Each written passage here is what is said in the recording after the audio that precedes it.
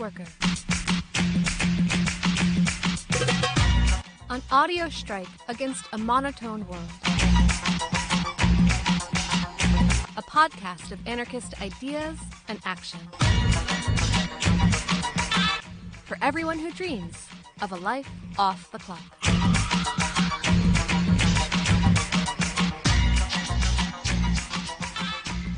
Welcome back, everyone. Today is June 11th, an International Day of Solidarity for Marius Mason and long-term anarchist prisoners everywhere. This is the 16th consecutive year that anarchists have recognized June 11th as a day of commemoration and action.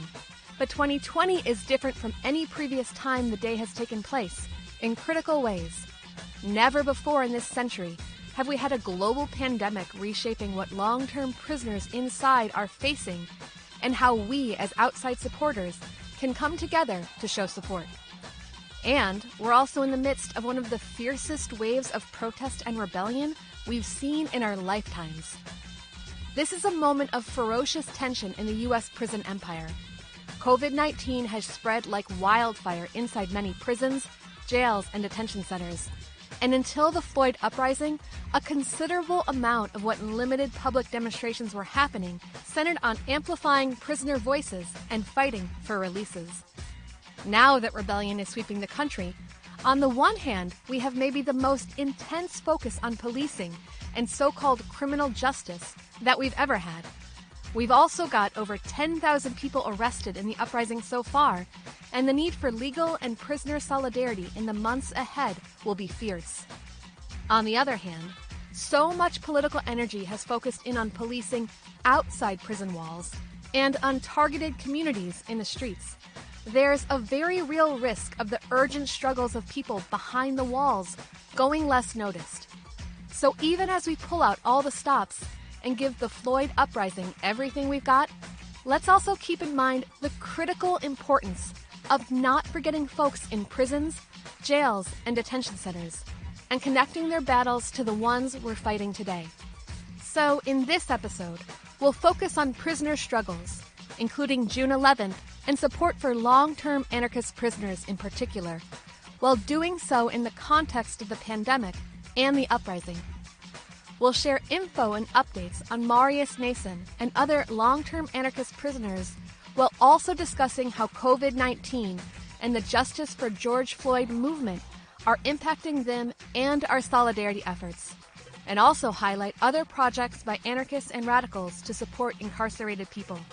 We'll start off with part of a 2017 article on the history of June 11th as a day of solidarity for long-term anarchist prisoners. Then we'll share the call issued earlier this year by June 11th organizers, which lays out some context and updates about how the unique situation we're in 2020 impacts our solidarity efforts. And we'll wrap up our coverage with a brief interview with a June 11th organizer and Marius Mason supporter who gives some background and discusses how COVID-19 and the Justice for George Floyd uprisings have impacted the situation for long-term prisoners and supporters. We continue our coverage of prisoner struggles during times of pandemic and rebellion with a discussion of the case of incarcerated antifascist David Campbell. In January 2018, David was arrested for his role in a conflict between antifascists and attendees of an alt-right party, and due to the right-wing pressure and democratic law and order politics, was forced to take a non-cooperating plea deal to serve a year in Rikers Island jail in New York City.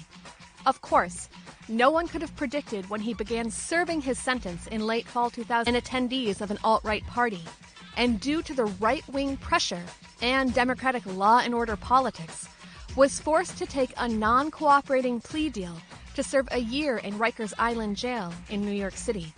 Of course, no one could have predicted when he began serving his sentence in late fall 2019 that that very facility would see one of the most appalling COVID-19 outbreaks in the U.S., nor that President Trump would attempt to distract the public from the root causes of a massive popular rebellion against police by blaming it on Antifa. In this context, we share an interview with David recorded last fall, just before he went to jail, and a short follow-up with a member of his support crew about how the pandemic and the demonization of Antifa are impacting his experience inside. We'll also share an interview with a participant in a South Florida collective operating a COVID-19 hotline for incarcerated people, who discusses their wide-ranging solidarity efforts with prisoners struggling for health and dignity amidst the pandemic. And we'll wrap up with some specific prisoner updates and upcoming birthdays. As usual, you can find a full transcript of this episode, plus links and background info on the things we discuss, as well as mailing addresses for prisoners, all on our website, crimethink.com/podcast. You can send us an email to podcast@crimethink.com with any feedback, suggestions, or reports and updates from where you are. You can also reach us through CrimeThink's social media. For more coverage of June 11th, head over to the Final Straw Radio, which has got more in-depth discussion of Marius Mason's case, an interview with Jeremy Hammond, and more to celebrate June 11th. After this episode, we'll return to our coverage of the uprising in the streets of Minneapolis since George Floyd was killed, as well as the protests and solidarity efforts that have spread all over the world in the weeks since. But for now, let's turn our focus to the anarchists who spent years, even decades, behind bars for the actions they've taken in pursuit of a freer world, and the ways that we can show them support and appreciation for their determination.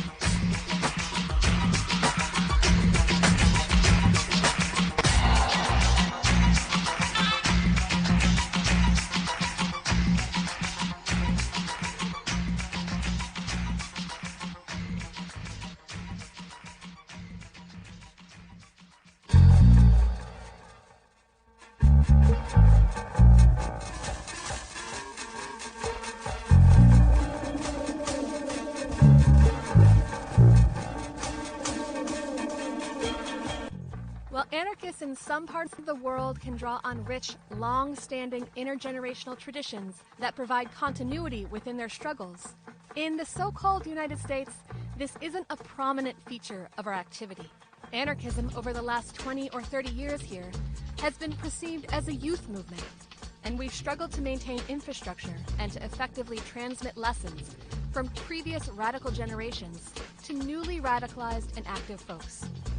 This makes it even more critical that we honor and amplify some of the longer-standing projects and traditions that we do have. While 16 years may not seem like a long time in the scope of U.S. history or even social movement lifespans, it's been an impressively consistent feature within the anarchist landscape of the U.S. It also helps us bring an international scope to our activities, recognizing that as anarchists, we form part of a fabric of revolt that spans borders, and that successful fights against repression mean both extending and soliciting support to and from comrades we may never meet face-to-face, spread across the globe. So we think it's appropriate to start off by discussing the history of June 11th and how anarchists came to recognize it. To that end, what follows comes from an article published by CrimeThink in 2017 that describes how June 11th came about, the context of direct action and state repression that prompted it, and how folks have organized and reorganized over the years to make sure we maintain steady support for long-term anarchist prisoners. You'll find a link to the full article on our website, crimethink.com/podcast, which, in addition to what you're about to hear, includes a chronology of events commemorating June 11th from 2004 to 2017. So check that out if you want the full story. We'll also include links to previous ex-worker episodes and other articles that flesh out the story of the Green Scare, the wave of state repression against earth and animal liberation movements so critical to many of these prisoners' cases, and how our prisoner support approaches developed, if you'd like to learn more of that backstory. Today, as we've seen to date, over 10,000 arrests in connection with the Justice for George Floyd protests these past 2 weeks, it is very probable that we'll be confronting a new wave of repression, legal cases, and prison terms for social rebels across the country. In this context, it's critical to learn from the experiences of radicals who've gone through this before, and to reflect critically on how to keep movements strong and dedicated, even in the face of repression and prison.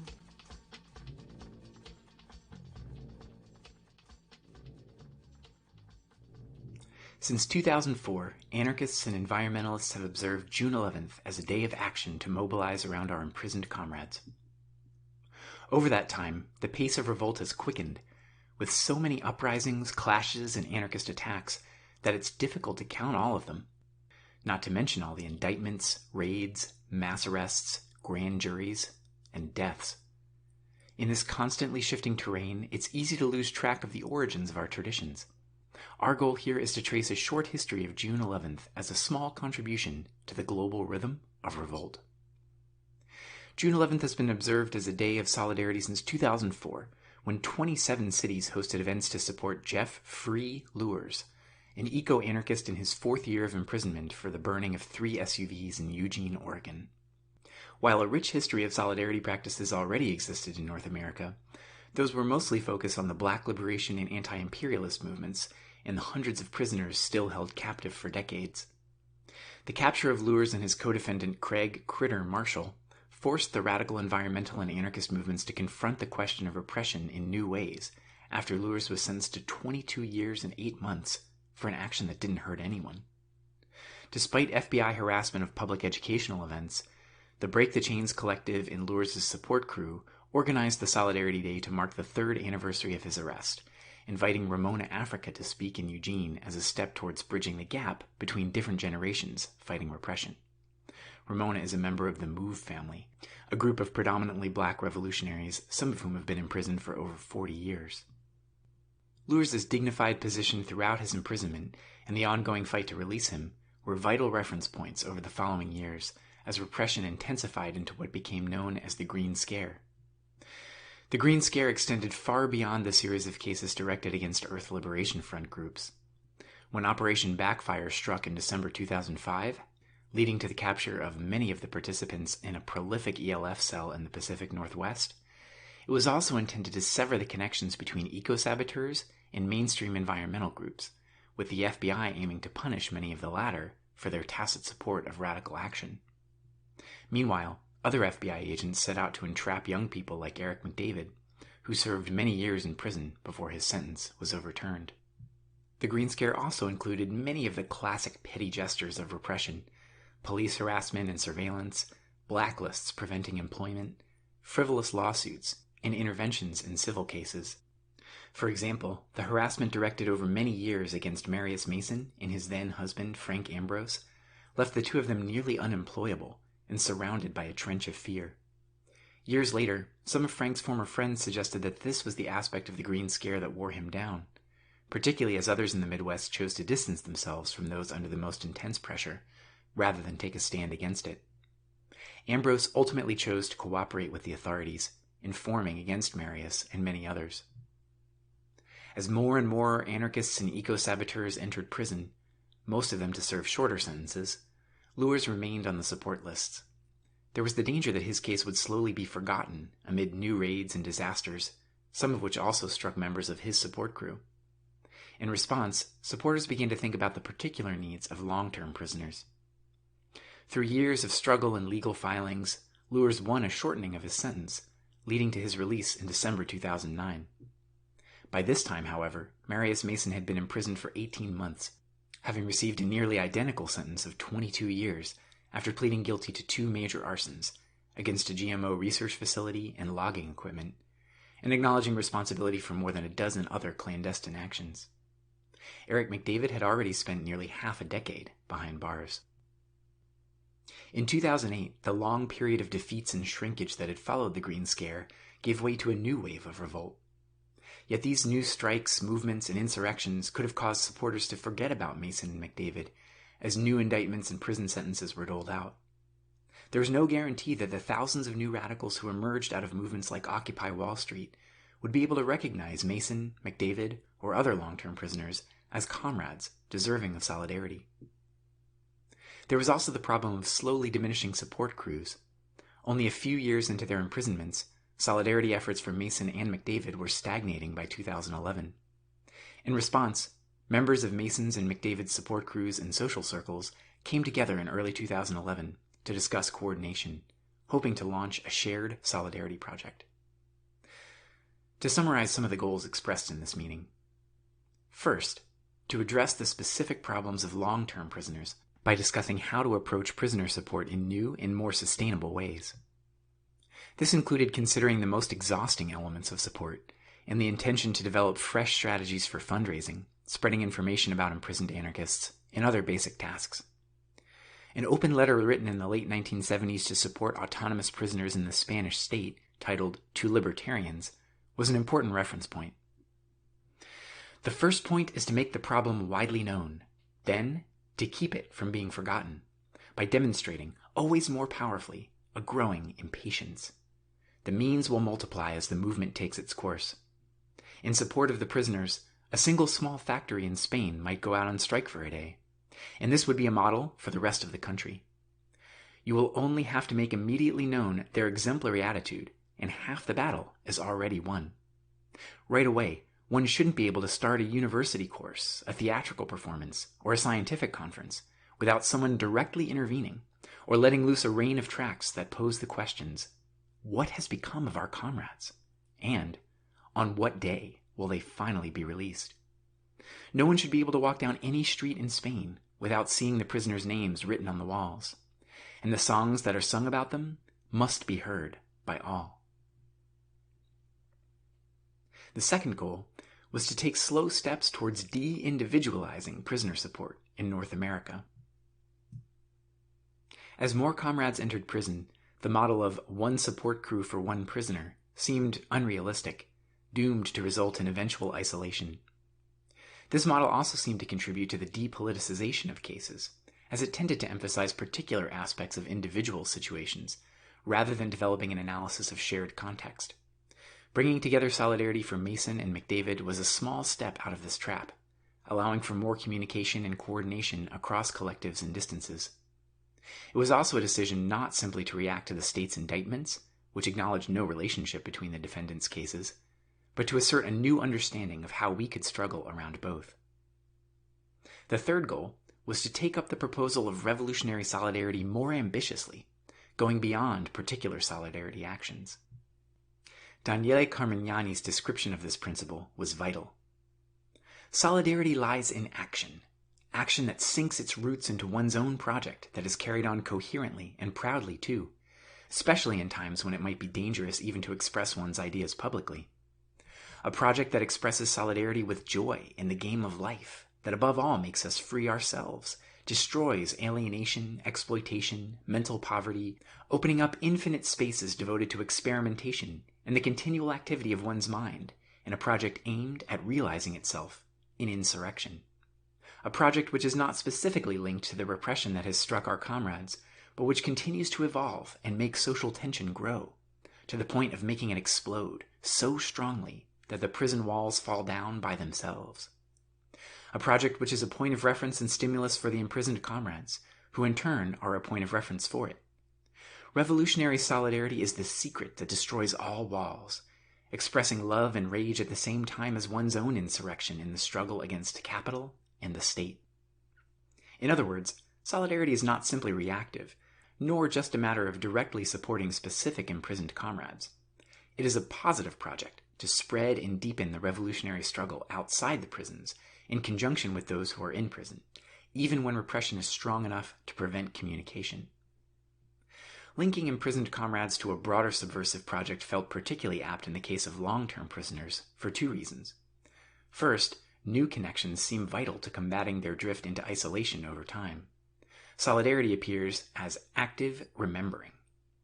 Second, for comrades facing decades in prison with few remaining legal appeals, fighting for revolution and the literal destruction of the prisons is perhaps the most pragmatic path towards their release. Rather than conceiving of action and repression as separate moments, revolutionary solidarity suggests it is possible to treat repression as an opportunity to spread and deepen the broader struggle against the whole system. In turn, when anarchists spend time inside prison, it doesn't mean we are alone, or that we have to wait for release to contribute to the struggle. Rather, even by simply maintaining a dignified, non-cooperative position relative to investigations, we demonstrate the possibility of defying the state.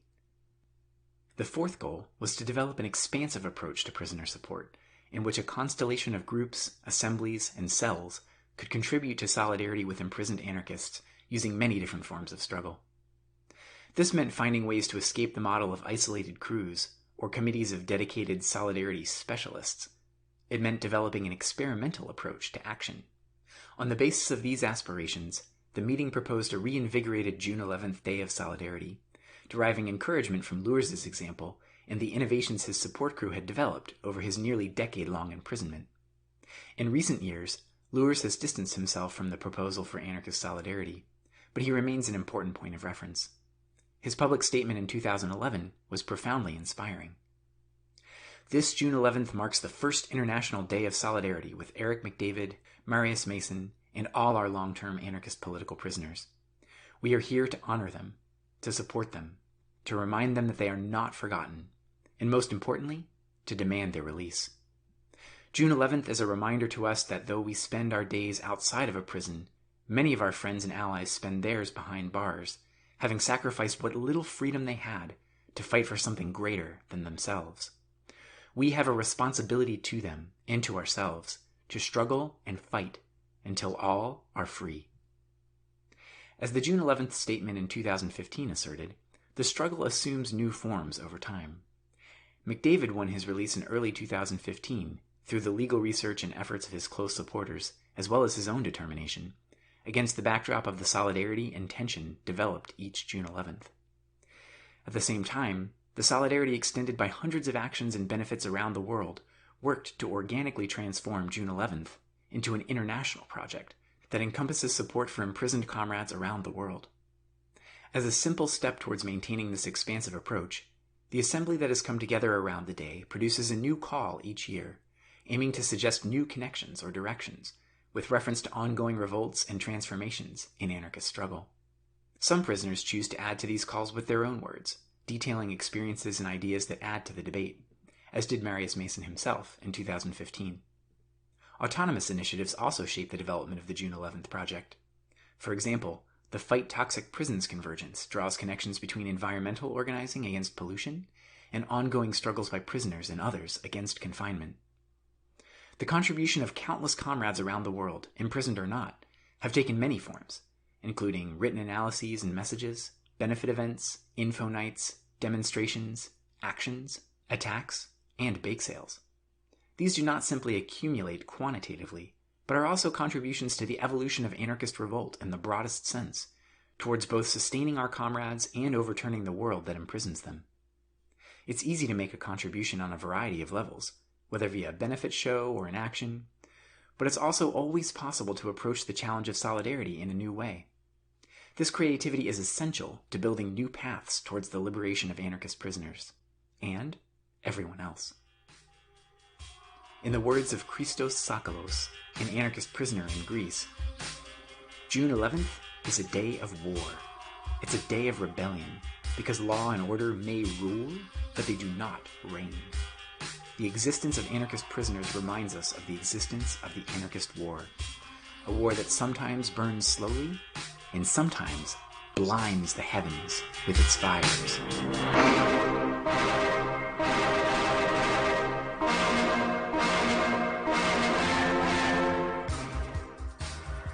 Next, we want to share the call that June 11th organizers issued in anticipation of this day of solidarity in 2020.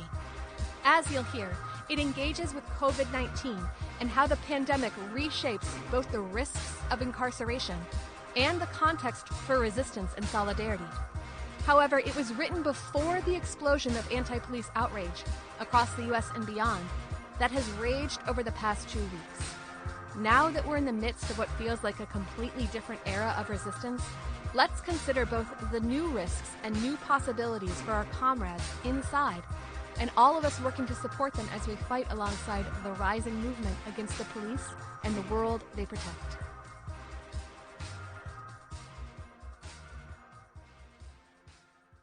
June 11th, International Day of Solidarity with Marius Mason and all long-term anarchist prisoners. In the 16 years this tradition has been observed, June 11th has facilitated support and action inspired by imprisoned anarchists, from noise demonstrations outside of jails to letter-writing nights, from fundraisers to arson. Setting aside this day is one way of remembering anarchists who are serving long prison sentences, generating support for them, and inspiring solidarity actions.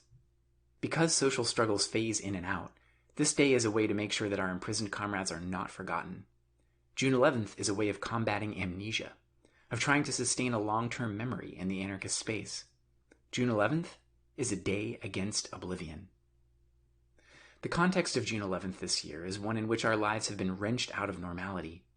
A frightening time, but also a time for innovation, and an especially important time to remember and support our imprisoned loved ones. While calls to release people from jails, prisons, and ICE detention facilities during the pandemic are growing louder and having some success, it's likely that many of our comrades' names will not be on the list for early release. Whether it's due to marginalized identities, terrorism enhancements, a history of standing up to guards and prison administration, or just being an outspoken anarchist. This means that their long sentences and already terrible healthcare and mistreatment could carry even worse consequences. Our new daily lives and our responses to the pandemic can carry with them the memory and support for imprisoned anarchists. Where we are working fewer hours, we can write more letters. Where our kids are now learning from home, we can include prisoners' names and lessons about courage and about state repression. Where we give ourselves over to mutual aid projects, we can take inspiration from our comrades and invoke their contributions and memories. In the last year, Connor Stevens of the Cleveland Four, all remaining members of the Conspiracy Cells of Fire urban guerrilla group in Greece, and Tamara Sol in Chile have been released from prison. Eric King is still in segregation and now faces a 20-year charge related to self-defense actions he took in 2018. His support team has started a legal defense fund. He is scheduled to go to trial in the summer of 2020. Ana Beniamino co-initiated a hunger strike against especially repressive prison conditions in May 2019. Alfredo Cospito and other imprisoned anarchists in Italy later joined this hunger strike. Alfredo reported experiencing health problems related to the strike. Michael Kimball was put in solitary after defending a prisoner from being beaten by guards. In February, he and his support team launched a fundraising campaign for a lawyer to overturn his conviction. Jeremy Hammond was called in October to testify in the same grand jury that re-imprisoned Chelsea Manning. Both refused to testify. In March, Jeremy was released from contempt as the grand jury concluded and was returned to the federal prison system, though he is currently being held in the Grady County Jail in Oklahoma. Marius Mason continues to serve his 22-year sentence, currently at Danbury, Connecticut. He is petitioning for compassionate release for health reasons during COVID-19.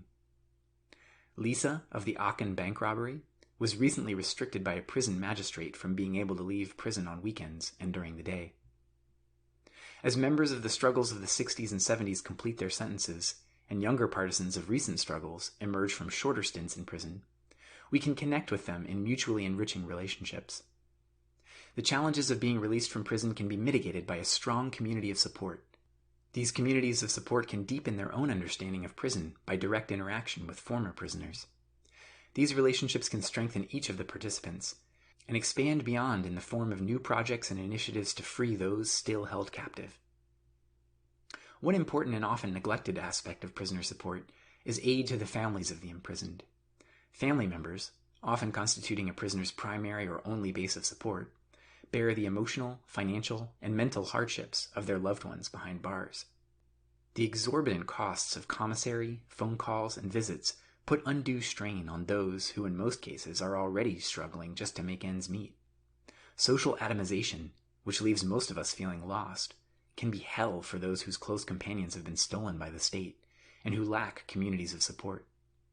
These struggles continue after prisoners are released, with friends and family trying to find them employment, places to live, help with parole or other forms of diffuse detention, etc.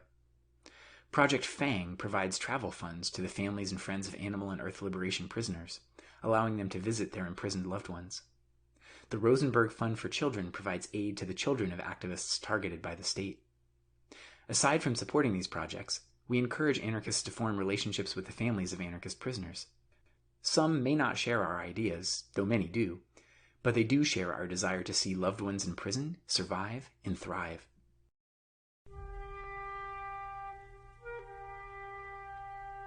As the world descends further into crisis, we are less and less able to evade questions about how we live, what sorts of relationships we create together, and what sorts of worlds we wish to inhabit.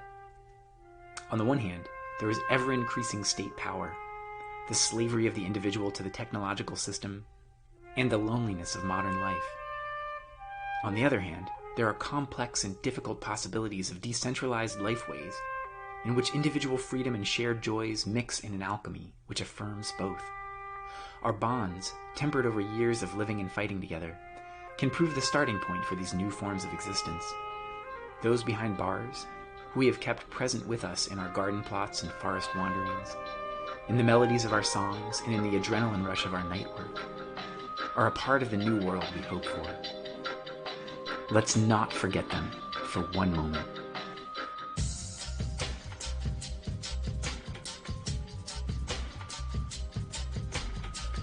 To bring this call up to date with the developments since it was written, we next want to share a brief interview with the June 11th organizer and Marius Mason support, who shares with us more about the background of Marius's case in the context of the Green Scare, the impact of COVID-19 and the recent rebellions, and ways to show support. For a longer interview with the June 11th organizer that provides more background on Marius, we encourage you to check out The Final Straw Radio in their June 11th episode. This is Clara from The Ex-Worker, and we're speaking with a June 11th organizer and a supporter of Marius Mason. Could you introduce yourself and say a word or two about your involvement in prisoner support activity? Yeah, my name's Letha. I was a part, or continue to be a part, of Marius's support committee. I have been essentially since his arrest back in Cincinnati, Ohio in 2009. And when the June 11th organizers came together to put more energy into the day, I was at that gathering, and I continue to be supportive and sort of make sure that Marius is involved every year. Many of our listeners will be familiar with Marius's case, but for those who aren't, could you tell us briefly about who he is and why he's in prison? Yes. So on New Year's Day in 1999, Marius and several comrades went to the Michigan State University Agricultural Lab and set fire to a laboratory that was doing GMO research on behalf of Monsanto. That lab burned down and was actually discontinued. They no longer did that research project at Michigan State University. And he, for many years, was doing above ground work after that. There were a few other actions that he was convicted of, but that is the main one cited by the state. And unfortunately, one of his comrades on that day, actually his ex-husband, Frank Ambrose, he snitched on Marius, and Marius was given an extremely long sentence of 21 years and 10 months. And could you tell us a bit more about the context of the Green Scare in which Marius's arrest took place? So Marius was arrested in 2009. There were several actions by the FBI to target animal and earth liberation activists across the U.S. and outside of the U.S. The Green Scare really started because after September 11th, there was a concentrated effort and money going into combating domestic terrorism. But that terrorism didn't really exist. And so that money was directed towards earth and animal liberation activists. Shortly before Marius's arrest, Daniel McGowan was serving time, Eric McDavid, the Shack 7, Jeffrey Luers, so many to mention, that were doing, again, animal and earth liberation actions in the United States and then were targeted by the FBI. How has the COVID-19 pandemic impacted conditions inside for Marius and other long-term prisoners? So I think that a lot of times people understand prison in the context of what we see on television or in movies. Single cell or cells that have two prisoners in them, but with a locked door. But for a lot of people who are incarcerated in the United States, they're actually open rooms with no or low walls separating prisoners. And that is the case for Marius. So Marius is in a unit that's in Danbury, Connecticut. FCI Danbury has 3 units on their campus, and one of them is where Marius is located. and it houses 160 to 170 prisoners. And they all share one room where they sleep. They also share one bathroom with, I believe it's 8 working toilets, sinks, and showers, not all of which are working all the time. They also share 4 phones and 4 computers, and they also share dining facilities. They're in bunk beds that are sectioned off by walls that don't reach the ceiling. So for some prisoners, if you're on a top bunk, that means that you are literally sleeping inches away from another person in another bunk right next to you. Have the protests over George Floyd's murder impacted folks inside? So, I mean, in Marius's context, Marius is in a federal facility, and it was announced last week that all federal facilities were on lockdown because of the protests and uprising that were happening in the United States.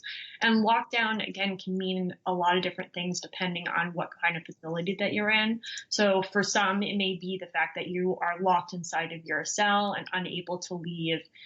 And for Marius, that means that they are all confined to their living quarters. They cannot go outside. They're not able to touch grass, touch a tree, look at the sky without bars.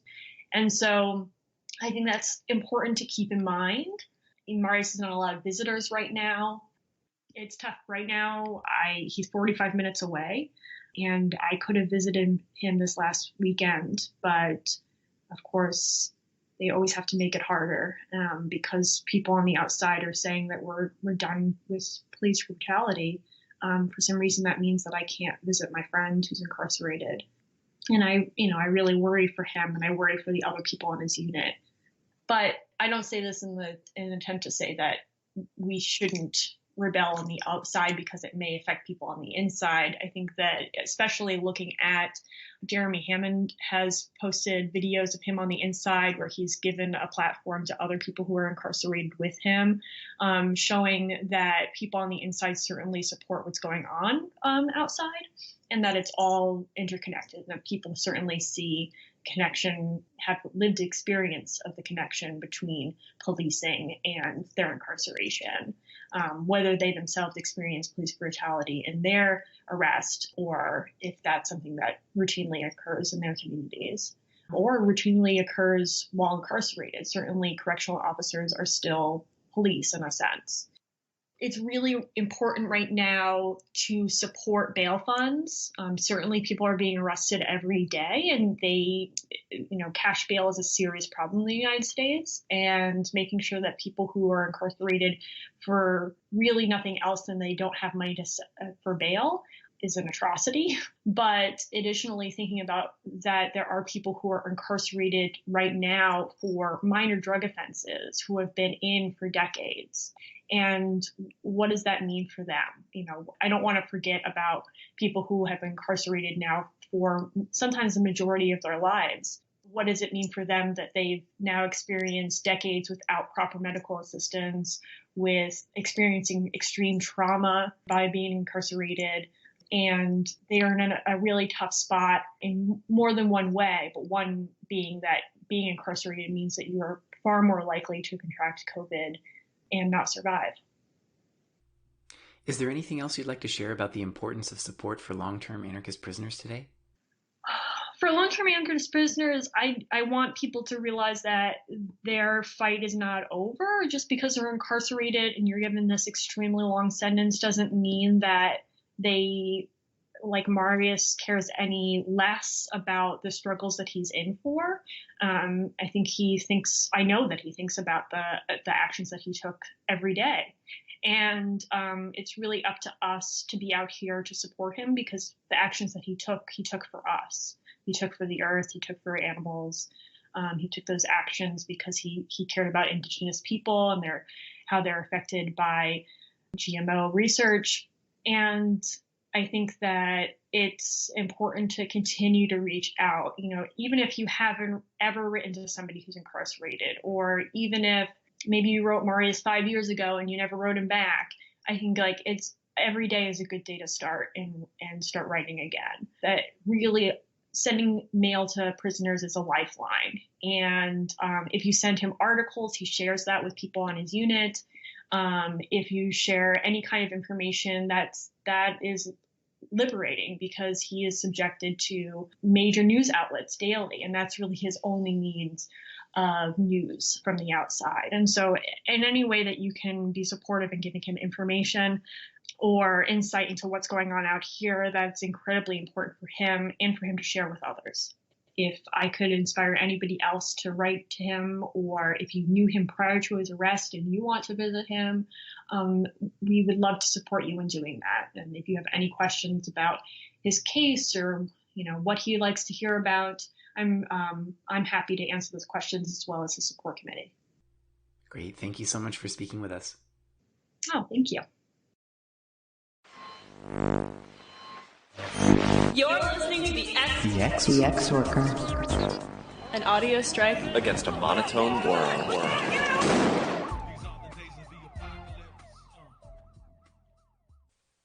One of the lessons we've learned from the Green Scare and the Red Scare before that is that state repression of radicals and social movements goes in waves in response to shifting political circumstances. Politicians and law enforcement require different scapegoats at different times to secure their public legitimacy. While Hoover's FBI cracked down on communists, sex perverts, and black activists, its 21st century descendants, empowered by the fury over September 11th, turned to Muslims and earth and animal liberation activists. Entrapment and conspiracy cases intended to discredit protest movements targeted anarchists at summit and convention protests and in the Occupy movement, resulting in the NATO 3, Cleveland 4, and RNC 8 cases. During the Trump era, it has become convenient to invoke anarchists, the Black Bloc, and increasingly Antifa, as a bugaboo for right-wing fears of extreme left violence.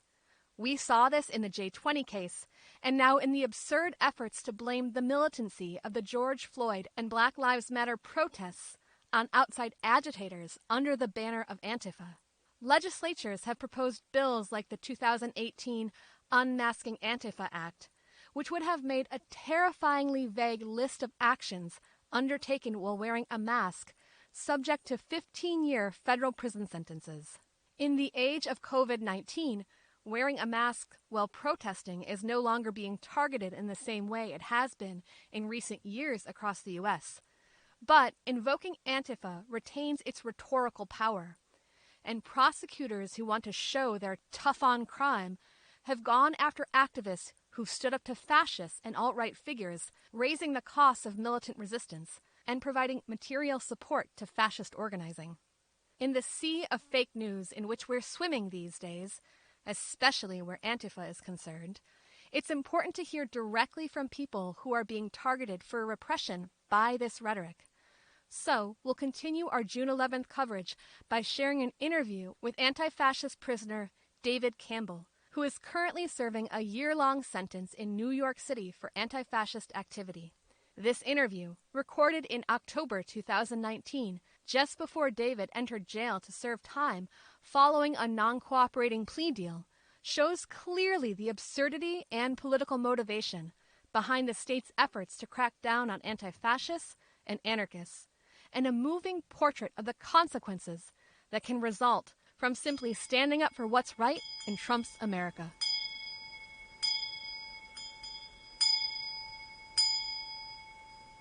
Okay, so to get started, could you introduce yourself? Yeah, sure. My name is David Campbell, and I'm an anti-fascist, and I'm about to serve some time here in New York for charges stemming from an arrest, my arrest in January 2018. Okay. So just to give us a little bit of background about yourself, can you tell us about how you first got interested in radical politics and sort of what struck you about anti-fascism in particular?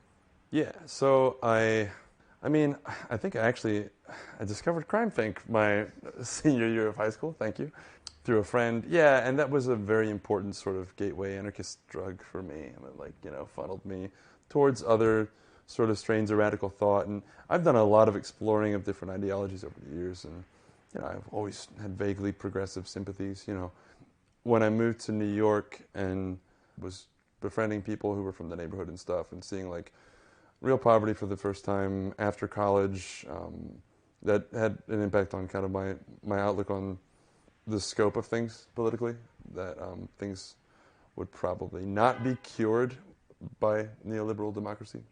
So I started coming and going from like anarchist organizations and events sporadically over the years that I've lived here in New York. I've been here almost 10 years now. And it was never really central to my life. Like, I was just kind of a dude. I would pop in sometimes. I would go out to May Day. I fucking love May Day. I wish we had a really strong tradition of that here, but we don't. So we should bring May Day back. Great thing. Yeah. So, you know, I would always go out for that. And I used to joke that I was like one of those Christians who goes to church on Christmas and Easter, that like I would go out for May Day, you know, yeah, and I'd pick a couple other things in the year. You know, I'd go to seminars at NYU about like, you know, anarchist organizing methods and shit, but I didn't do a whole lot. Then after the election, you know, obviously I kicked it up a gear. I think a lot of people did, right? And one of the pressing concerns, among many, is anti-fascism, because that's like, you have to shore up the defenses against this right-wing advance in order to even have the possibility of creating these worlds that we all dream of, like, which are, by the way, possible, totally possible.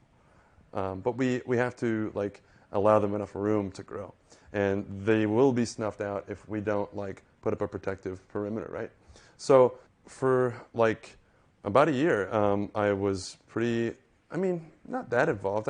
Listen, I was trying to chip in as I had free time. I think it's incumbent on people to like get up and do this, and maybe sometimes people feel alienated from the world of anti-fascism and don't know how to do it. I had the benefit of being kind of marginally involved with the anarchist scene for a few years before Trump came to power.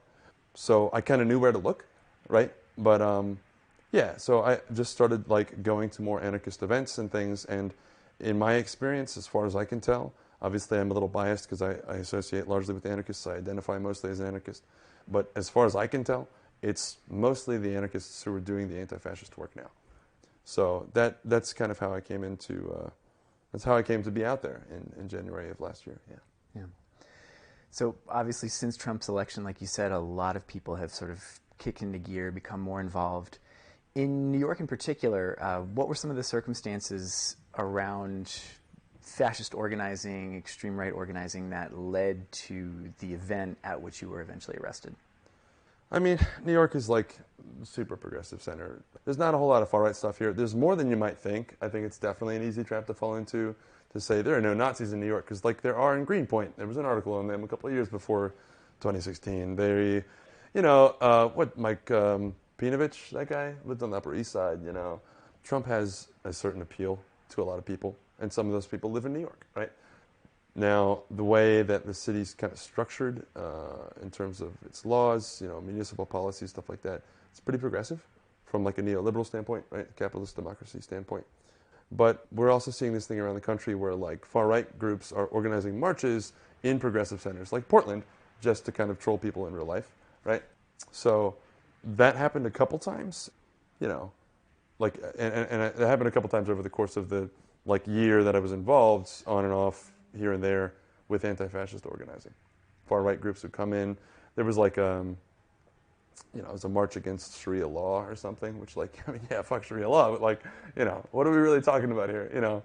Yeah, so, you know, stuff like that, you know, happened and was what was happening when I was arrested. It was a big event with Mike Cernovich, Gavin McGinnis, and Stefan Molyneux, who just wanted to throw a party on the same day as the Women's March. So what was the right-wing plan for that day, and how were anti-fascists planning on confronting it? To the best of my knowledge, the right-wing plan was just to have a party and celebrate Trump's one-year anniversary of being in office, and I think just kind of like troll afterwards the general public of people who don't affiliate with the far right by saying, look, we had this party in New York in the heart of Manhattan, like, right? I think also Mike Cernovich is, I'm not particularly concerned with him. I think he's like super concerned with me, which is really, like he said he was going to subpoena like the money or something to say. I mean, he could subpoena my Capital One account. It's not very impressive. Like, he's super concerned with me. I'm not really concerned with him, but he, you know, was sort of, I think he is dangerous because he's a grifter and a con man and a conspiracy theorist who poses as being someone more respectable and is definitely firmly in the alt-light sort of milieu, which is a dangerous place.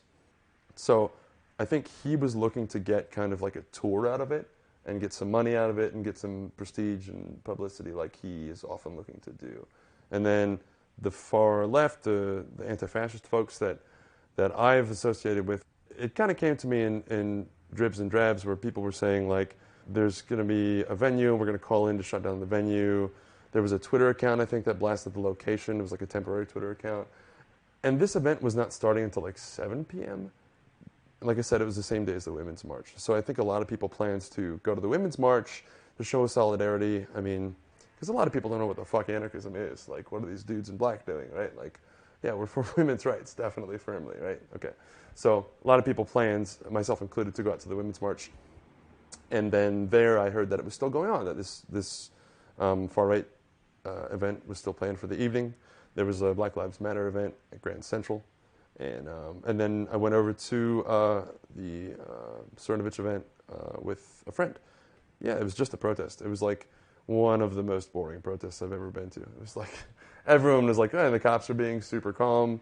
Most people were in black bloc, but there were also like old people with funny signs. And, you know, it was just, the short answer to your question, it was just a protest. Like, that was the plan, was to keep the pressure up on these guys, right? And like, you know, I talked about that in organizing meetings with people, saying like, look, you know, we have to keep the pressure up on them, especially when they're doing things that seem to be pretty innocuous, like having a dinner party, right? Like, that's really important because these guys are not Nazis. They don't have swastika tattoos, right? Some of them are not even what you would consider white supremacists, right? But they're close, and that's dangerous because they funnel people from sort of center-right republicanism towards Trumpism and then possibly even further, right? Like, you see people, especially, you know, as they start to feel like maybe they're not accomplishing their goals or Trump is not accomplishing the goals that they hope he'd accomplish for them, they start to feel burned out and jaded and they get more nihilistic and they, you know, then next thing you know, they're shooting up a Walmart because they can't get laid or something, you know. It's like, anyway, what I mean is it is dangerous to present this sort of worldview as normal, as something that someone on the center right can easily slide into, because it is, but it's not a tenable position for a decent society to have this sort of shit running wild in the streets. Yeah. So what happened? So I got over there at like 7 p.m. and I was pretty tired, but I was getting ready to move. I was looking forward to turning over a new leaf at the time, and I felt that I had been doing this sort of anti-fascist organizing for a year.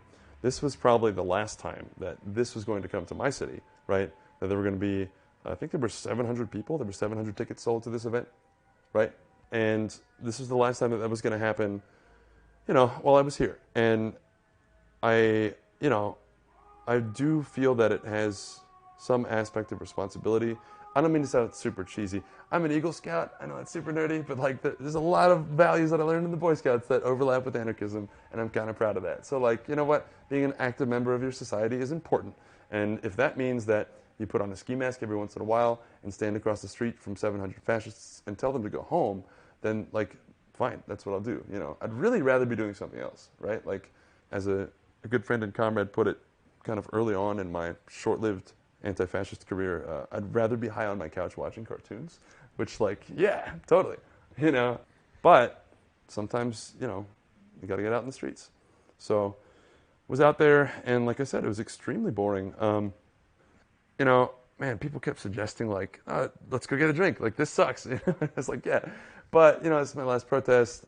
You know, I had to be at work the next morning, so around 10:15, my friend and I started walking from the 12th Avenue side of the barricade back around the block up to the 11th Avenue side of the barricade to see if there's anyone that we knew over there and say goodbye to them and then go back to the train. My friend and I were walking over towards the entrance, and other people were walking with us, but they're not people that I know. Now, of course, they didn't want to hear that, you know, the prosecution didn't want to hear that because it's like, oh, you're all wearing black, you know, you're moving the same direction like you're a gang or whatever, but okay.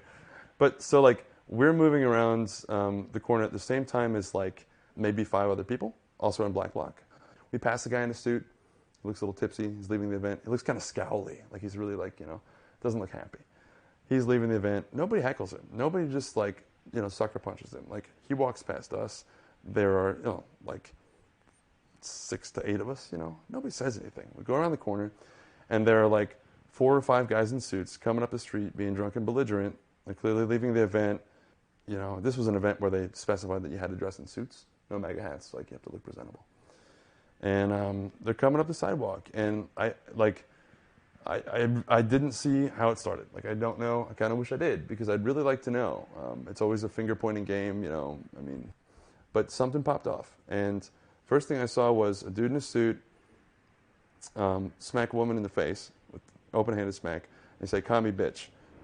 That, it just kicked it all off. It just exploded. People started kind of squaring off, circling around each other, shoving. People started swinging punches pretty quickly. The guy that we had just passed around the corner came running around the corner and rushed back in and just took a swing at my face. And I dodged his punch. He swung at me again. I punched him in the face because, don't try to punch me, right? Okay, great. I just like to say, look, this is complicated, right? Anti-fascist action, what it entails, when physical violence is appropriate. This is all complicated stuff. But, man, I just like to say, if you are in a position where a fascist tries to punch you and you punch him back, it is it's really funny to see how pissed off they look. The guy just looked like he couldn't believe that he just got socked in the face. And I was like, well, yeah, you tried to punch me, so I punched you. Like, you idiot. It's all right. So so that happened, and then things kind of calmed down for a minute, and people kind of lined up on different sides, and there were some people kind of circulating around the center. And then, as far as I can tell, this second bout of brawling popped off again when the same guy who'd come back around the corner and charged in swinging at me lunged at me with another wild swing. I think he was trying to have the last laugh, And that was when I realized this guy is really drunk, because it was a wild lunge and a swing. And so I punched him in the face again in the same spot. It was just Jesus, dude. All right, so that happened though, and you know what? Maybe I should have just blocked and chilled out, but I reacted the way I did, and instantly it just, because it's a very tense situation. So it popped off again. This guy, in the course of the second bout of violence, got knocked over. He probably was knocked unconscious when he hit the curb. I don't know if he tripped or was pushed or whatever. Some people started kicking him and stomping him, and then I was moving backwards up the street. This other guy, a totally different person, came at me and tried to punch me. I kicked him, and he tried to punch somebody else. I kicked him again, and then somebody just grabbed me from behind, kind of around my shoulders and neck, and I tried to wiggle away, and I realized that they were much bigger than me, and I started to kind of freak out because I thought this was some fucking muscly Proud Boy dude who just come out of the event and was going to fuck me up. So this guy, as I'm trying to wiggle away, picks me up off the ground. As I'm hurtling through the air towards the pavement, he says, stop resisting, I think he said. He said, stop resisting, or don't struggle, something, I can't remember, but he said, I'm a cop. I was like, oh, thanks for telling me, And he slams me to the ground. He broke my leg in 2 places. He broke my left tibia, spiral fracture. So if you imagine a column, you start at one point, you take a Sharpie, and you slowly draw a line spiraling from top to bottom around it. That's the kind of fracture I had, which is it's kind of weird and hard to repair. I had that and then another fracture somewhere else. Yeah, so he just slammed me to the ground, broke my leg, and the first thing I said when I hit the pavement was okay, I'm calm, here are my hands. And the second thing I said was, I think my leg's broken, because I had never broken a bone before, but I could just feel that shit wasn't right. It felt like my leg was bending at my ankle, but a third of the way up my shin, which is not cool, because, I know a little anatomy, and that's not how, your shin works. And then, so he cuffs me, his partner runs onto the scene, people are just gaggling around from both sides, right, in suits and in black bloc, at the one dude who's knocked out, face down, and at me, who's lying on the ground, handcuffed. And soon we're just swarmed with cops, and the cops are saying, I got the perp, how's the Vic, this one cop comes over and says, if he doesn't wake up, you're facing manslaughter, bro. They just looking at me with total disgust, and I told them, look, it seems like I hope that guy's okay. I think my leg is broken. He's like, oh, isn't that a shame? He just walks away, So I go to the hospital. They put the guy in an ambulance. They take him to the ER. All right. I find out later that he was drunk. He tried to fight his way out of the ER. They had to strap him down because he said, no, there's an ongoing investigation. And then he was released. He walked out. Came back 3 days later. They told him he had some like hairline fractures on one side of his face. He had some bruising. I saw some pictures. It looked pretty ugly. Okay. I didn't have anything to do with that, right? I get put in a cop car, and they take me to the precinct. They make me get out, hobble into the precinct, and then tell them that I want medical attention. And then they make me go back out and get into an ambulance, and they drive me a few blocks to a hospital. And I spent 16 hours in the ER, and then I went uptown to another hospital, and I waited for another day in the hospital to go into surgery. And then I got a metal rod inserted into my shin bone with like 3 different screws to hold it in. And then I spent another day recovering, and then I learned to walk on crutches, and they took me downtown and kept me in a holding cell for the afternoon. And then they arraigned me. And when they arraigned me, I heard for the first time that the narrative was apparently that a group of people in black masks had attacked an old man who was backing away with his hands in the air. And I was foremost among them. That was what I'd heard. And I was like, what? That didn't happen. I was kind of strung out at this point because I just had this whole experience that was right. There was a cop who was like kind of nice and reasonable in the ER, and I explained that I needed to make a phone call to my work. So I was working mostly as a funeral director. And, the stakes are kind of high. Like, if I just don't show up for work, it could fuck up somebody's funeral, which is not cool. So, I was like, listen, I gotta make this phone call. I work for a small business. I'm the only person in the office on this day of the week, right? Because the cops were telling me when I was in a hospital, you don't get any phone calls until you're arraigned. And I was like, I'm not gonna be arraigned for until I get surgery. Like, it's like, could be days from now. So I was able to make a phone call to my work and then to my brother, who put out the call to MAC Legal. MAC is the Metropolitan Anarchist Coordinating Council. That's an anarchist organization here in New York that I was doing some work with from time to time. They're pretty rad. MAC Legal got me a lawyer who got me arraigned and actually has been really rad. But yeah, so that was the first I heard of it. And then when they finally let me out on bail, my friends had gathered bail for me, which is awesome. So I was able to go home. I was able to crutch walk my way out. And there were like 20 people just standing there in the hallway of the courtroom, just waiting there to hug me. And I just it's, again, I don't mean to sound cheesy, but it's something I'll never forget. It was like real solidarity. Those people waited around for hours, just to see me. And it turned out they'd been trying to call me and send gifts and shit, but because I was a suspect or whatever, they wouldn't allow any of that in. But, man, it's just like, I still get chills thinking about it. In a good way. I mean, it's just so humbling. All these people, they got me at Build-A-Bear. Like, it was super cool. Yeah.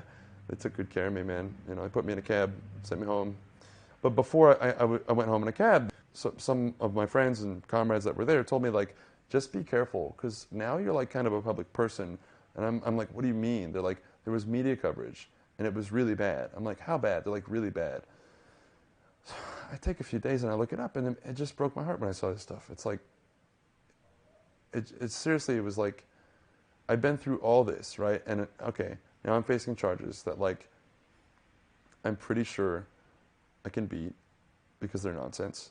But this stuff was out there in the public. It was in a couple places, just right-wing newspapers, including the New York Post, right? But the story was with some pretty substantive variations, but the through line was that I had tried to choke this guy, that he was an old man, and that the cop had saved the day, and I had tried to choke the cop, which is ridiculous because he is twice as big as me and a cop, and I am not like, Bruce Willis or whatever. Like, so that was kind of the initial narrative. There were a lot of variations in the story, whether I had stalked the guy up the street, whether I had punched him once or punched him repeatedly, or one of the reports said that I had choked him with my left hand while punching him with my left hand, which is physically impossible. There's a lot of shit like that. It's just like, it's Swiss cheese. So my legal shit went on for a year and 9 months. It's a long time, And over the course of this whole affair, it became clear that, like, the cop was covering for the fact that he charged in.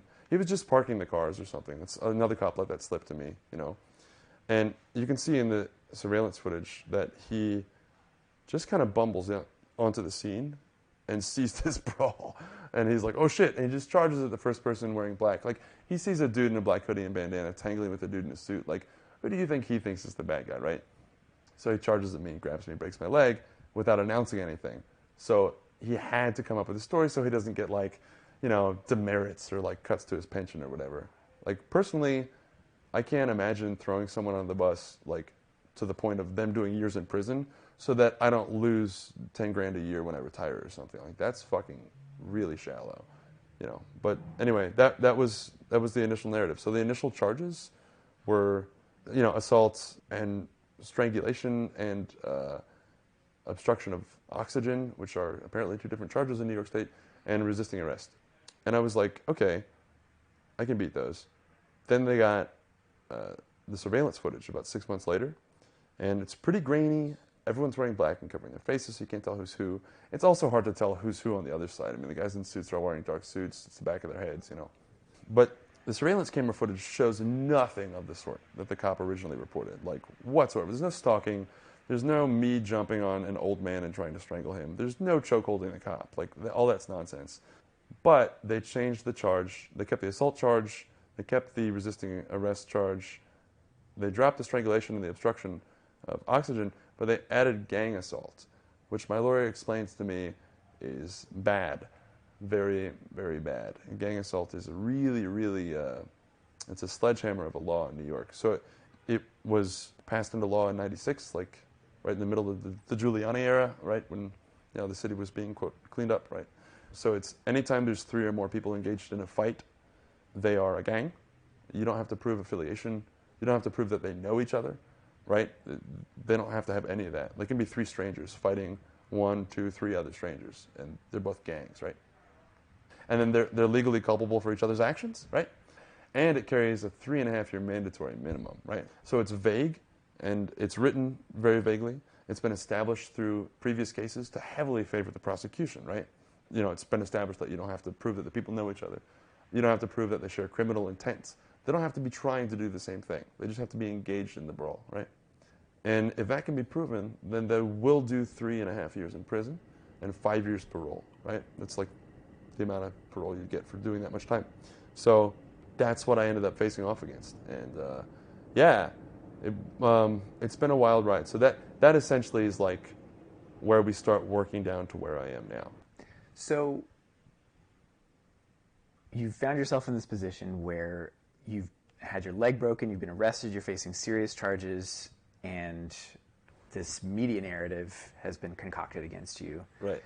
About violent anti-fascism and whatnot. Right. What ultimately happened with your legal case? So we tried to kind of like wear them down, but it became clear that this case wasn't going to disappear. Like, it was in the spotlight. I'm a firm believer that, like, kind of Officer Keegan, that's the arresting officer of the first precinct, his lies kind of set the narrative, like, because that was what went to the media, and it set the standard way up here, right? Where it was like, I was this violent anti-fascist thug who, like, tried to kill people or whatever. So I ended up having to take a non-cooperating plea, and they wouldn't let me get away with anything less than doing time, which sucks. My lawyers were like, yeah, they'll treat you okay. But in fact, you know, they can't have those types of people running wild in the streets in ski masks, right? They've got to make an example of me, is what it boils down to. The Manhattan DA's office, you know, is a Democratic institution run by an elected Democrat, but they're Democratic elite, right? They are law and order Democrats. They want to show that they can put away the far right. So they put away these Proud Boys who were involved in this Upper East Side altercation that was very similar in a lot of ways. Now they're going to put me away. I'm the only person on the far left that, like, is in the system, right? And then they're going to subpoena Trump's taxes and call it a day and say, like, we are, like, a neutral arbiter of justice, right? We keep the streets quiet. So I took a non-cooperating plea to felony gang assault because I couldn't get out from under it. And in order to get them to shave a little time off my sentence, I took a plea to assault with an instrument. I pleaded guilty to kicking the man when he was down. The instrument is my shoe. It's a super lightweight sneaker that weighs about 1/4 of what a pair of Chuck All-Stars weigh. Yeah, but it's on par with, like, a baseball bat or a gun or whatever. So, yes, so that's what I'm going to do. And I'm going to go in to serve, hopefully, 12 months. I'll be out in 12 months of good behavior. It's a year straight through at Rikers, starting October 23rd. So your case is coming to its conclusion at a time when, in some ways, it seems like the sort of peak of really confrontational fascism and anti-fascist self-defense has sort of peaked and is on a bit of a decline, but we're heading into an election year. We know that fascism is surging around the world, that it's being exemplified in Turkey, in Brazil, and a lot of other places, and we don't know what's going to happen in 2020, whether Trump is elected or not. So can you tell us a little bit about sort of how you see the state of anti-fascism now, how your experience fits into that, and what you would say to other folks who are concerned about fascism and wanting to do anti-fascist organizing today? Yeah, I mean, I'd say that, like, this is something you hear all the time, but you can't repeat it enough. Like, anti-fascism has many forms, and there are so many tools in the kit. Like, it's not always punching fascists. The fucking clown block thing is awesome. That's super rad. These guys cannot stand to be humiliated, right? And that can be, like, probably more powerful than punching fascists. I do not think that it is always wrong to punch fascists, right? I think that sometimes it is very right to punch fascists, because that is a form of humiliation, right? But even if it's moral, and I don't want to get into that whole thing, because it's a whole quagmire of, like, what if ethical, questions. But, like, let's assume that, like, it's often moral to punch fascists. It's not always convenient. Like, it's not always going to help your cause. In fact, if you do it wrong, it can backfire, because it is about optics. It is a PR game, like, in a lot of ways, right? It is what other people see. It is making an example of people, the same way that the state is making an example of me, right? So we need to be very careful about how we do it. Like, you take your fucking penicillin all the way, even when your symptoms are gone, because if you don't, it comes back worse. So, like, just be very careful. And, don't let the fucking group violence thing, don't let it run amok. Keep a cool head. Don't put a comrade in my position, where, like, I got to do this time. I mean, the state, wanted to know who I was with. Fortunately for me, I don't know anybody who I was with. But, they wouldn't come off of an offer for 3.5 years for the better part of a year, about 9 months, unless I would tell them who I was with. I was like, I don't know anybody, sorry, right? But that's a lot to sit with, And now I got to sit with the fact that I'm going to go do a year, right? This is not my time, right? But it's something that I knew was possible going into this. So I think we have to acknowledge that it's inherently messy work and inherently dangerous work, but it's still super necessary and it deserves to be done. So just do it right and do it carefully. Do it with people you trust, right? And then if you're not, like, comfortable getting in the streets in a situation that might be confrontational, just vocal support of Antifa and anti-fascism goes a long way. Antifa is not an organization, right? It's a thing you do. You work within the situation you have, right? And if that's all you can do, that's okay. You can also donate to the International Anti-Fascist Defense Fund. You do what you can where you can. If you want to get involved, you can find probably an anarchist organization near you and take it easy. Like, meet people, get to know people, and when you go out with 1 or 2 people that you know and trust, right? Or if you have friends and you don't have any links to an anarchist organization, but you're pretty sympathetic to anti-fascism, you can research this stuff online. Form your own Antifa group. Like, it's a decentralized thing. That's how it should be done anyways. So you'll be doing most likely 12 months in jail here in New York City. What kind of support are you looking for? What can we do to let you know that you're not alone while you're doing this time? So I have an awesome support crew. Some of the people on my support crew are veteran defense committee folks that have said that this is, like, the most well-oiled machine that they've ever worked on. Yeah, it's actually super amazing. This is my first time, and I really hope my last, but, like, it's just been really overwhelming. I've had so much awesome support, various stripes. I've had people put together a fundraiser, a website, had people help me get medical insurance. I've had free mental health care. I've had free training in meditation and self-defense. I've interviewed 12 different people who've done time. I've gotten so much prep for this. Like, it's fucking incredible. And for people who are not on my support committee, go to freedavidcampbell.com. That's my website set up by my support committee. And there's all the information you need on there to write me letters. Please write me letters. To visit me, please visit me. I don't care if I don't know you. Like, that'd be great. My defense committee will probably even facilitate your transportation up there. If you're in New York or you come to New York, that would be wonderful. You can send me books. I have a book list. That should be enough to get me started. That will be up on, I don't know, somewhere. My defense committee's taking care of it, yeah. But like, just keep me busy. Connections with the outside world are really important. It's what the research shows for recovering well from especially short periods of incarceration. And this is comparatively short. I mean, man, most people inside go through much worse, have no support, have no commissary, get no mail, get no visits, are not in there for something they believe in, and are not getting out soon. You know what I mean? So like, I'm trying to take it in stride. I mean, it sucks, but it's like, yeah. So what people can do is just like help me remember that I'm coming out soon and that like there's a support network for me, Mm-hmm. Yeah. Are there any last things that you would want to share based on your experience about your thoughts on anti-fascism today or the struggle against Trump and the world that makes him possible moving forward? For my part, I just like encourage people again to remember that anti-fascism is a like hugely diverse set of tactics, right? And that it's just something that like decent people who know history should do. It's not that complicated. I think that we need to set a precedent now, right?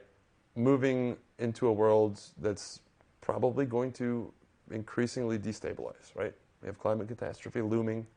With that, mass migration. We have this sort of rise of the far right, people trying to close borders firmly. I think Naomi Klein calls that climate barbarism, right? That's a great term, right? So like that is unfortunately probably only going to increase. So we need to decide now as a society which direction we're going to go, right? We're going to welcome people in. We're going to work with people. We're going to try and take responsibility for the wrongs that we've done and right them. Or we're just going to be Conan the Barbarian dicks, like with that sort of long view, it's important not just for me personally, but for anti-fascists who come after me, because now I have to retire. Like if I get caught doing this again, I'll do 10 years, right? I can do plenty of other things behind the scenes, but I can't get out in the streets anymore. I can't, But like it's important with that long view for people to call bullshit on my case, because it is bullshit. And repression doesn't have to be as straight up like J20 Jeff Sessions is the head of that. Like, it can be the liberal Manhattan DA's office thinking they're doing the right thing. And it is still a repression case. And if they do this to me, like, I'm halfway to normie, dude. I'm not, like, a committed anarchist. I'm just an interloper. I'm a fellow traveler. Like, and that's fine, I'm not, like, embarrassed about that. That's who I am, right? But if they do this to me with, like, next to no evidence, right? And, they do this just to make an example of me, like, regardless of what, quote-unquote, crimes I may or may not have committed. Like, what do you think they're going to do to you 10 years from now? You see legislation all over the place about sending anti-fascists to prison for long chunks of time. It's often defined as just wearing a mask at a protest, So call bullshit on it now. Like, stuff it out now. Because it's going to get worse. If you let the liberal Manhattan DA's office get away with it now, the Republicans are going to send you away for a long time. If you just throw on a handkerchief because there's tear gas in the air, it'll get bad quick. So just stand strong, stand together, do what you can. Well, just know that we're going to be here, and we'll be sending you love, sending you letters, keeping you in our thoughts, and we'll be here for you when you get out. Cool. I can't wait to get out. Really fucking can't wait to get out of jail. Haven't even gone yet. No, it's cool, man. I got a year. I'll take some time to read, write, reflect, meditate, exercise. I'll meet some interesting people. And hopefully when I get out, I will, thanks to my own efforts, not the state, be a better person. There are people who do that, especially with shorter sentences. Some people, people pay a lot of money to go to Buddhist retreats and stuff. Trying to see it that way. So, yeah, I'm scared, I'm a white boy from the suburbs, where I come from, people don't do time, and I will stick out like a sore thumb in there. And when I get out, like when I walk through the door, I'm free. I don't have any parole, right? So this is the best or the least shitty deal we could get, and I know that, and I'm just looking forward to getting through it, and I know that people have my back, and it's really pretty amazing. So if you find yourself in this situation, just know that like people will come together for you. People you've never met will do the most amazing things. Will bend over backwards to make you feel loved and supported. It's pretty awesome. So hope to see some of y'all soon. Write me a letter. Thanks, David. Thank you.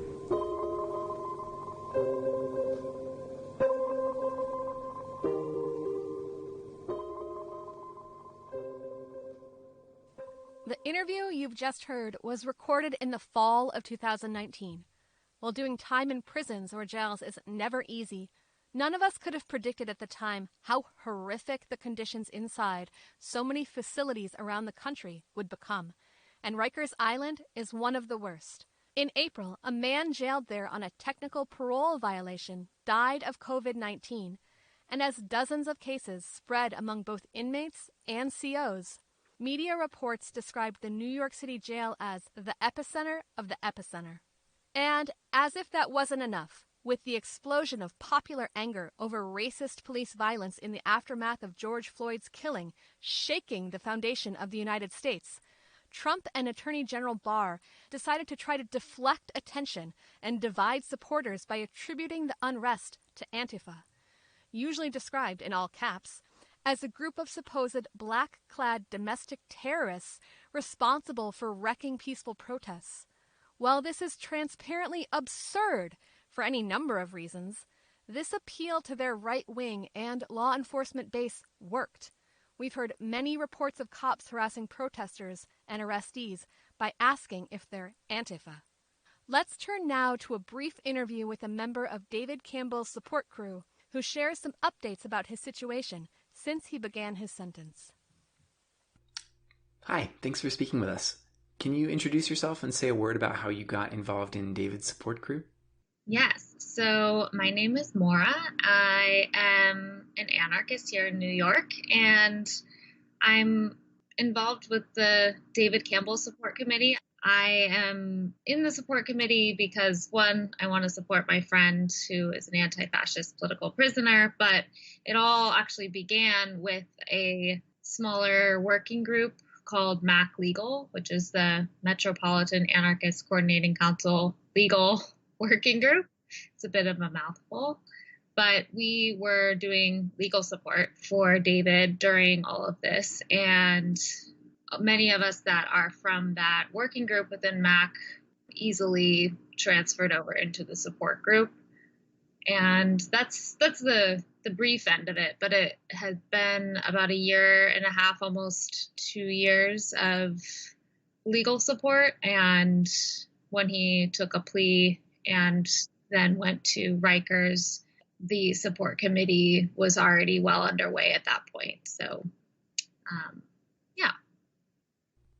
So we heard David speak about the circumstances of his arrest and the case against him. Before the pandemic hit, how were things going for him? Were there any updates about him or his case? Before the pandemic hit, David was doing actually pretty well. I think that because he had such a good support committee, I'm not just tooting my own horn, it's full of people that he knows well and trusts, and we really tried to make this terrible situation as easy for him as possible. So he was able to do outreach right away with other anarchist organizations. He was also able to do a lot of French translation while he was inside. That's what was one of his goals. Like, I'm going to spend my time not just working and giving my labor to the prison system, but also doing work that makes me feel empowered and makes me feel like I'm working towards what I wanted to do had I not been incarcerated. So he's very passionate about these writing projects that he's had and started those right away. The emotional side of that, it's been really hard for him. Before all of this kind of spiraled into a chaotic pandemic, being incarcerated during a pandemic, it was emotionally hard on him, but also I've been personally, and I think others can speak to his resilience and discipline of how he's going to serve his time and how he's going to spend it with some of his own autonomy, some of his own decisions that he can have control over, I think has been helpful for him. Of course, none of us could have anticipated the pandemic, which has been especially brutal in Rikers Island, the facility where David has been stuck. What have you heard from him about the impact of COVID-19 inside? How is he responding to the health crisis? One of the things that has stood out to me as one of his support people, and also getting information from places like Legal Aid Society, in terms of these rates in carceral settings of the pandemic of COVID-19 is how quickly it can spread, and not only being in such close proximity to other people, but also the negligence of the correctional officers that they're surrounded by. So it's a combination of not having enough PPE, not having, so even before this, it's like Rikers Island is not a place that is sanitary. It's not looked after, and neither are the people inside. So that they were already starting at a really unhealthy and dangerous place. Once the pandemic came, incarcerated folks were a lot more anxious about, they were fighting just to get cleaning supplies and ended up using their bar of soap that they used for shower to clean their clothes, to then also clean sinks, to clean around their beds. Here we are fighting for Clorox wipes and toilet paper, and they can't even get different soap to wash their hands with and clean the surface that they use to eat or sleep. So yeah, it was really bad. And there was also fear of, because you're not supposed to cover your face while incarcerated, because then COs will target you as a member of a gang, or you're hiding something, or you're trying to intimidate people. So I was also worried about covering up his face for fear of being seen as trying to provoke something rather than just protect himself and the people that he's way too close to physically. So eventually they were able to get permission to wear face coverings, whether it was just like a t-shirt or eventually masks, eventually slightly more soap. No hand sanitizer ever really became an option. There's also a lot to say about the health clinic, if you can even really call it that, at Rikers, that people were, not treated with medical care that they actually needed. Many people were not even able to go to the clinic and just had to stick it out on their own if they were feeling like they had COVID symptoms. So personally, he luckily hasn't been sick. He's not high risk, but he's seen a lot of people that have been sick and are still inside or were never diagnosed, and just had to ride it out in these already really bleak conditions in super unsafe ways. I understand that a couple of months ago, David was involved in a brief hunger strike relating to prisoner conditions there. Can you tell us a bit about that?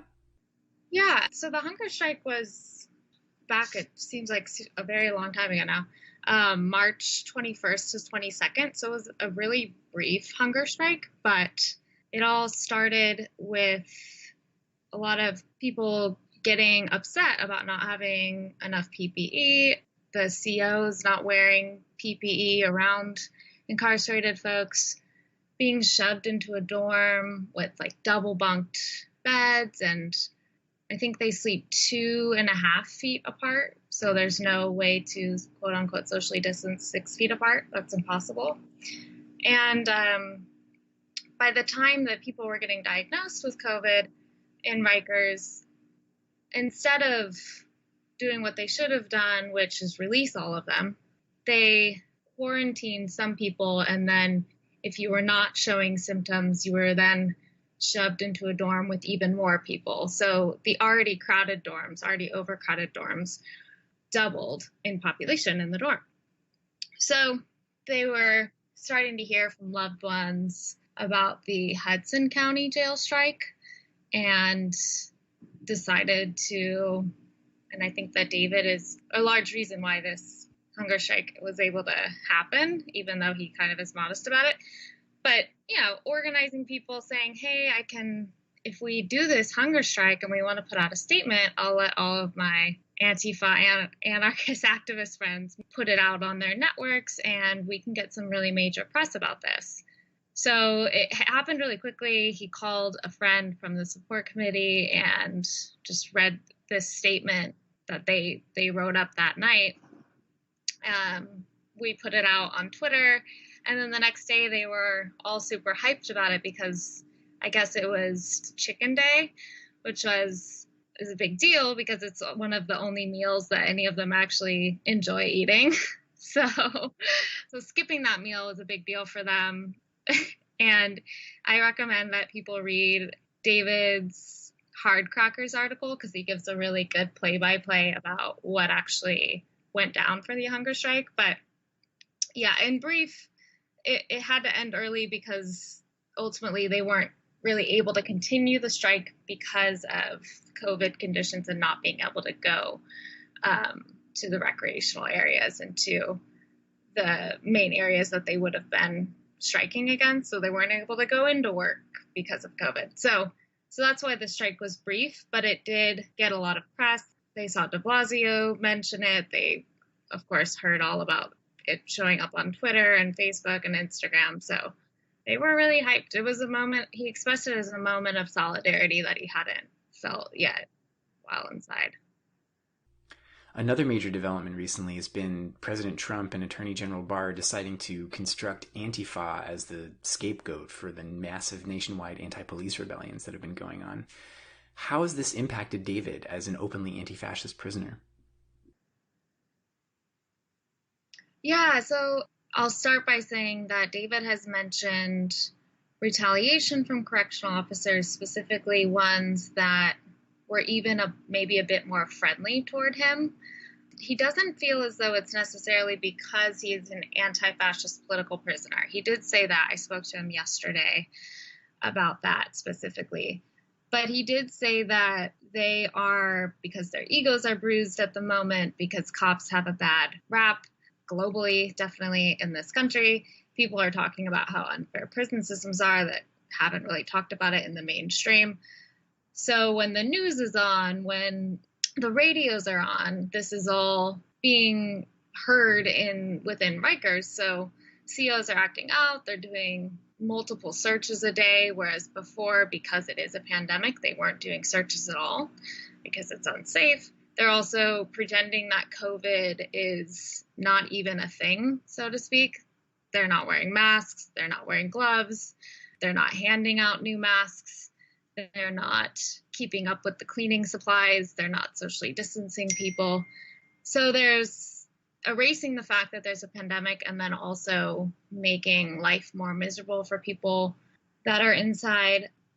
I guess a lot more people are being thrown into Rikers, and he always gets freaked out when he sees other white people because he doesn't know if they are going to be a Trump supporter and then come at him with their MAGA hat, so to speak.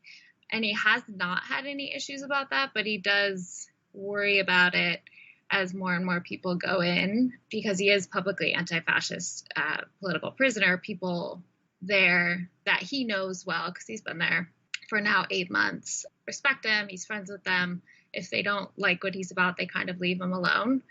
So it feels unsettling again in terms of who's coming in. I don't know them, but they know me.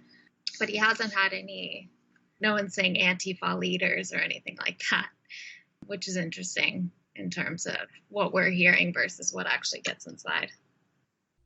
In addition to writing letters, is there anything else we can do right now to support David or other anti-fascist prisoners? Definitely writing letters.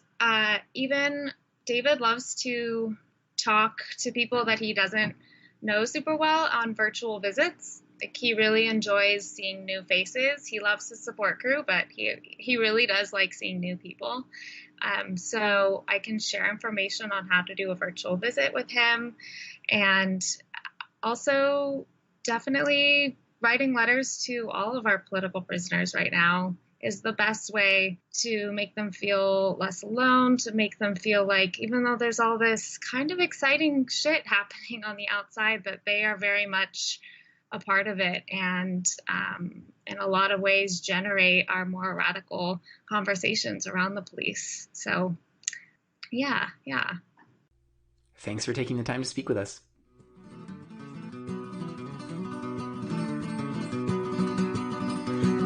Well, they'll throw you away because of your class or race, so often in the name of the bill. As colleges take towns, the poor are dragged out to prisons while these landlords get their fill. And as prison-administered factories are used to exploit the labors of those locked away, Those who make bars and the food and the beds use this PIC scam to get their pay, and you can ignore the real problem. Settle for the PIC, but it's pretty clear there'll be no justice here until the captive are free.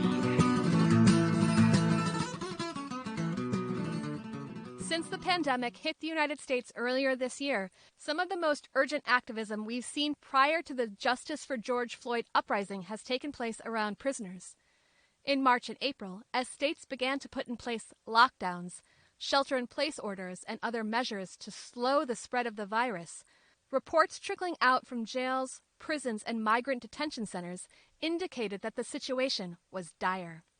Healthcare in prisons, often operated by private companies with a financial interest in providing as little care as possible, was abysmal long before the pandemic, and with chronic overcrowding, limited access to information, and no hygiene supplies available, the conditions were in place for disaster.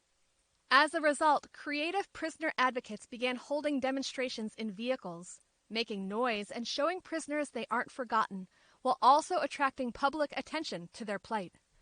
Demonstrations such as the caravan at the Eloy and La Palma facilities in Arizona and at the Hudson County Detention Center in New Jersey attracted well over 100 vehicles and sympathetic media attention.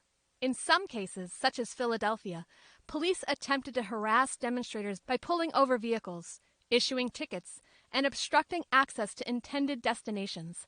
But in other cases, demonstrations proceeded successfully with minimal consequences to participants. In other places, protesters escalated tactics, as Fight Toxic Prisons reported. In April, a supporter locked down to concrete barrels at the governor's mansion in Tallahassee, Florida, to demand the release of prisoners threatened by COVID-19. One of the perpetual challenges of folks attempting to do prisoner support is simply communication. How do we know what's going on inside? How can we keep in regular contact with incarcerated people to respond to their needs and share information? One of the solutions that activists have devised is by creating hotlines for prisoners and detainees, offering a lifeline to the outside and a consistent source of information for advocates fighting for decarceration. To learn more about how this tactic is operated, we'll turn now to an interview with a participant in the South Florida COVID-19 Hotline for Incarcerated People. In the past few weeks, volunteers with the hotline have spoken with hundreds of people in South Florida jails, helped secure bail or negotiate release for a number of prisoners, contributed data to ACLU lawsuits, testified in court, pushed media to pay attention to prisoner experiences, and provided vital personal support and connection to a wide range of people. Let's see what lessons we can learn about how we can wage effective prisoner solidarity efforts, even in the most constrained circumstances.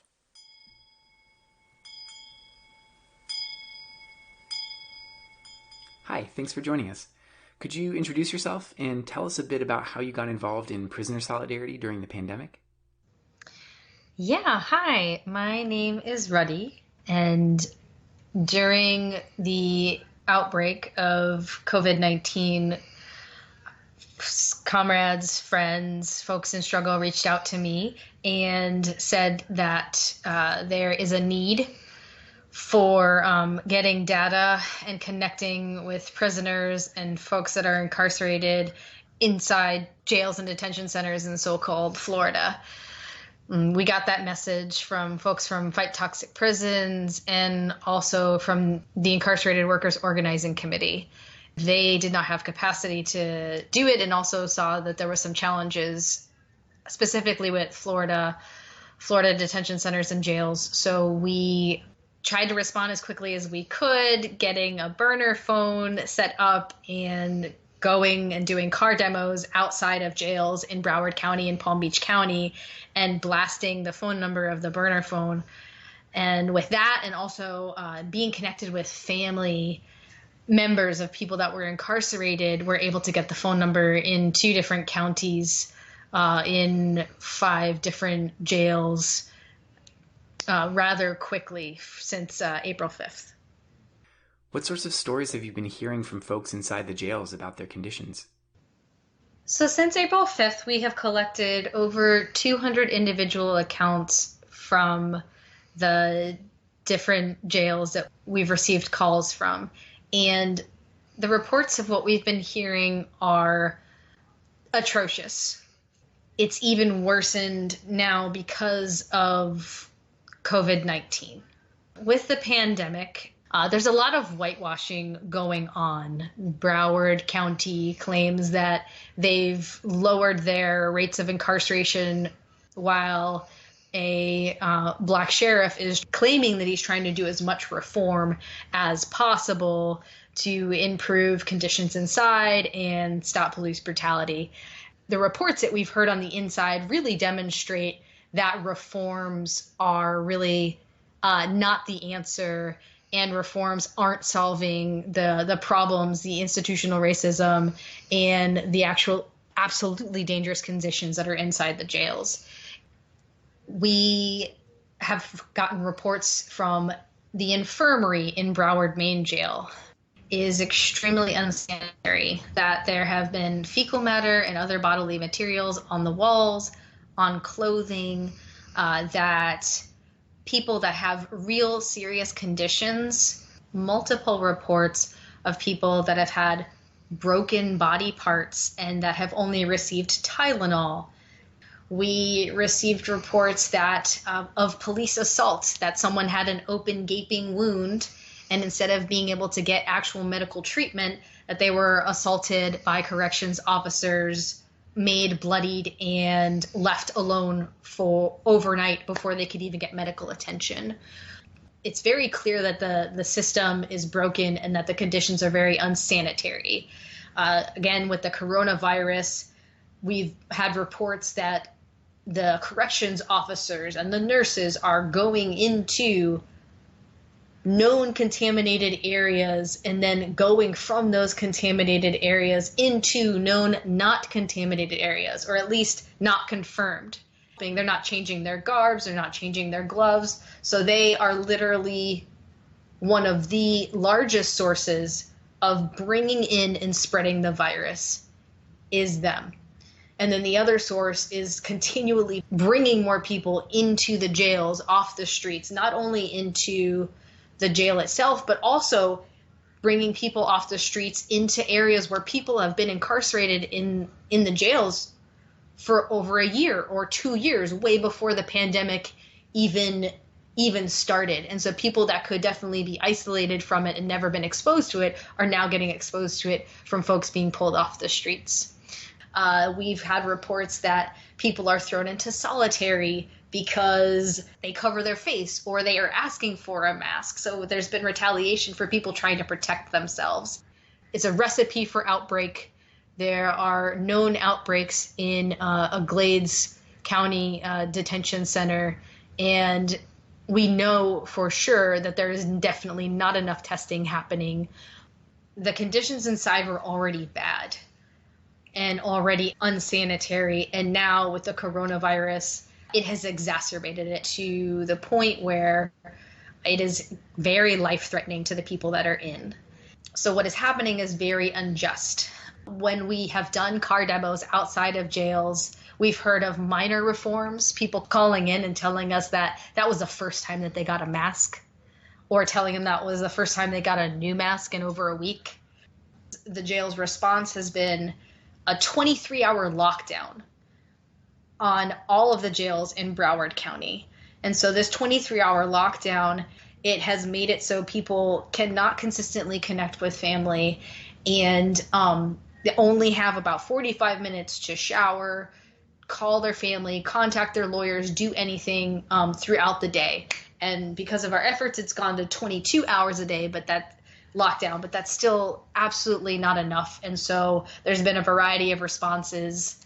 The pressure of the lockdown itself is causing more mental health conditions. It's exacerbating the conditions inside, and it's a lot harder. What sorts of support are you able to offer through the hotline, and what other sorts of tactics are you using to fight decarceration through this project? The COVID-19 hotline for incarcerated people's goal, the main goal is decarceration, and it's to get people out, as many people out of these jails and prisons and detention facilities as possible. And we are an abolitionist group. And so we do want prison abolition, and we do absolutely want the end of the carceral system as it exists today. Some of the tactics that we've done is bonding people out that have low bonds. Some folks that are a part of the COVID-19 hotline, also known as CHIP, have fundraised enough to get people out. The numbers aren't high, but we have had a hand in either directly or indirectly getting at least 6 people out by bailing them out or connecting them with family that has been able to bail them out in a way that wouldn't have happened otherwise without our facilitation. I mentioned the car demonstrations before protests erupted, essentially now around the world because of George Floyd. There was a lot of car demonstrations as a solution to still protesting and opposing what is going on, as well as keeping people safe. And so there was a variety of car demos from May Day, beforehand and after, where people were at detention centers and jails voicing their concerns and opposition, knowing that folks inside prisons and detention centers and jails are one of the most, if not the most, vulnerable populations during this pandemic. We have helped a few people get out, but a lot of the work that we've been doing lately has either been support, uplifting voices of folks incarcerated, and a lot of networking. Some of the basic things that we do whenever we get a call from someone is we ask them if there's anybody that they want us to call for them. And that can be really valuable. We've done very basic, simple things like send I love you messages, which really, really touch people, or happy birthday messages to their mothers, things like that. It's, helping be that bridge for people to stay connected to family and loved ones is truly invaluable. Other things that we've been able to do is connect them with their lawyers. Sometimes people aren't hearing from their lawyers in a timely manner. Sometimes their lawyers don't know the physical conditions that they're actually in. They don't necessarily know the terrible medical state that they're in. And so we've been able to connect folks with lawyers to get them to actually get medical treatment and get it faster. So we're connected with public defenders in both counties. And so with that, we have been able to highlight cases that otherwise would have gone unnoticed because the pressure on public defenders right now is extremely high. It's already high whenever they're doing their cases, and it's exceptionally high now that they're dealing with the coronavirus as well. And so the other thing that we're doing with the hotline is we're getting stories out that otherwise would not be heard. The media narrative in Broward County through either radio or newspaper that there's a lot of reforms going on, that this is the lowest amount of people that have ever been in the jails. If it wasn't for our hotline existing and taking these calls, the actual voices of people incarcerated would not be represented and would not be heard.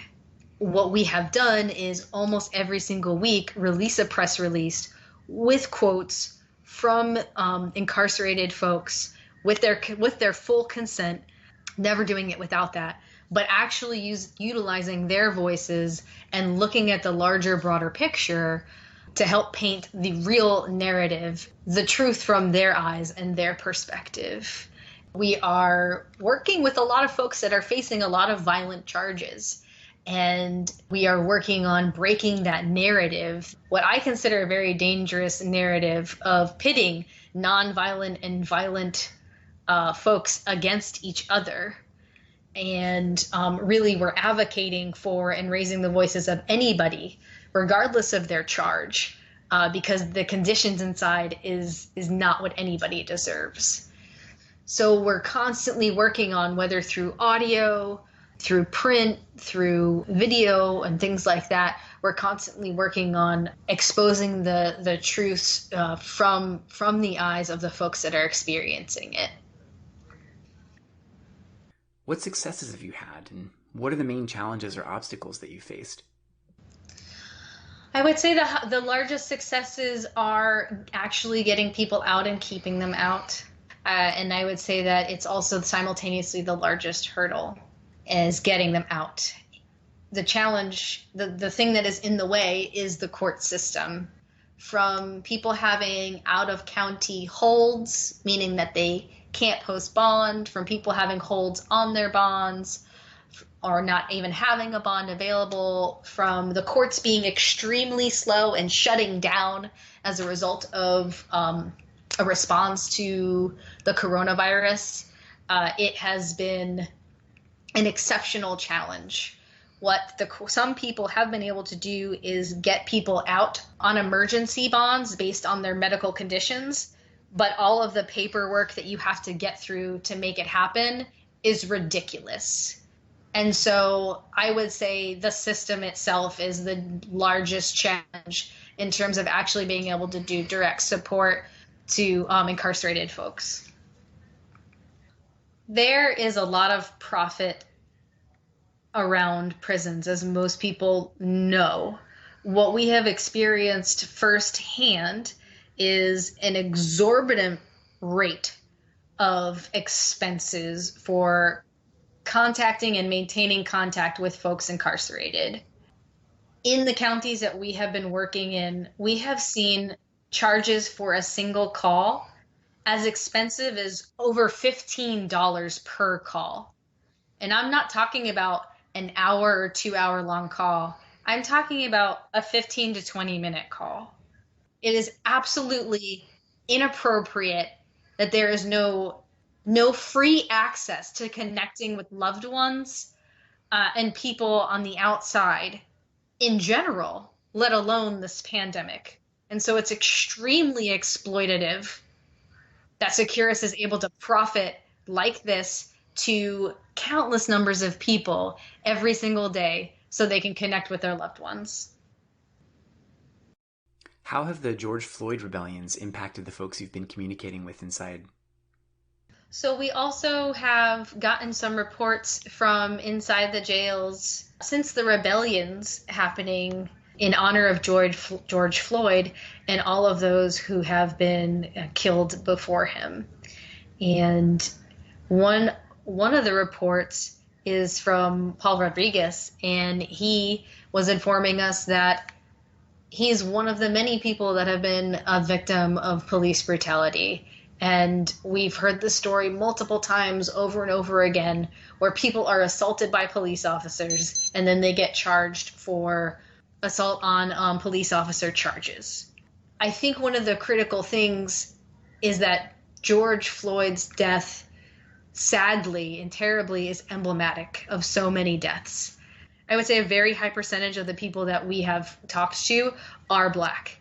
And so all of the terrible things that people have been exposed to are happening to Black, brown, and people of color inside these jails. And that to remember when we're doing this work, to not forget the folks that are incarcerated and to remember that the slavery system is still alive and well inside jails, legalized by the 13th Amendment, that slavery can still continue inside prisons and jails, and that the conditions inside are emblematic of slavery conditions. I just want to always remind folks when we're carrying these messages and carrying these narratives to always remember and do what we can to support the folks that are incarcerated during this time. What suggestions would you offer to folks elsewhere who want to do prisoner solidarity projects during this time of pandemic and rebellion? Well, as I mentioned before, we started the hotline actually just a couple months ago. And so I think my first piece of advice as a rookie newbie is go for it. I encourage you not to be afraid to do it because the need is there. And second piece of advice is before you go for it, see if there's already a project around you that you can plug into or expand. Or if there isn't one, if there's one that you can connect with to get some advice or get some experience before doing it. That's what we did, and we did it rather quickly, thanks to folks at EWOC and folks that fight toxic prisons. And within a couple weeks, we were up, running, and we were getting phone calls. And it could have been even faster if we had gotten the number inside faster. And so whether it is letter writing, whether it's setting up a hotline, whether it's doing super duper rad, amazing things, I mean, the time is now and it is incredibly needed. Literally just connecting is invaluable to help break down the social walls that exist that have been created as a intentional byproduct of the physical walls. And so breaking down these social invisible walls really helps bring to light the injustices that are happening to people every day. It doesn't matter what crime someone has committed. This is getting exposed to the coronavirus and potentially dying from it or getting complications from it is not a sentence that society has agreed to give anyone. It has become very clear in South Florida that people are guilty until proven innocent, especially with the fact that they have to spend time incarcerated, sometimes years, before they ever go to trial. And I know this is not an isolated incident. So I really encourage folks to get out there, to do it, to not shy away from being as rad as you can be. And please know that like doing this sort of support work is super rad and valuable beyond like what you can imagine until you're connected into it.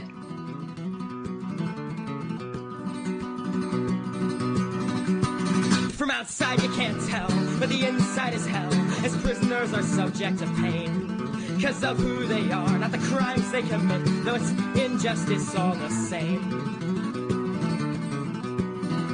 Female and colored and transgendered prisoners are subject to bias abuse, while festering in cells with deplorable health, the mental anguish is profuse. And if you don't think that prisons are a problem, you better think again. For the good of us all, may they all one day fall and delight this world with their decay.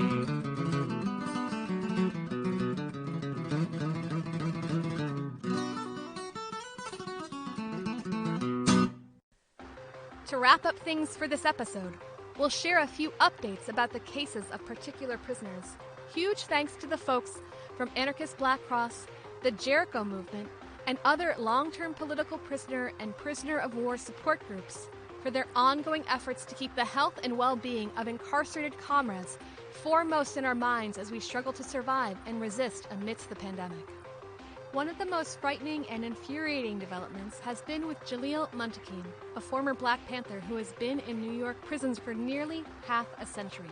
On April 27th, a judge ordered his release due to the threat of COVID-19, but the New York State Attorney General blocked the release by appealing it. And sure enough, he did contract COVID and was hospitalized. Fortunately, he has survived thus far, but is seriously weakened, and with the general quality of life and healthcare in prison, his life is still very much at risk.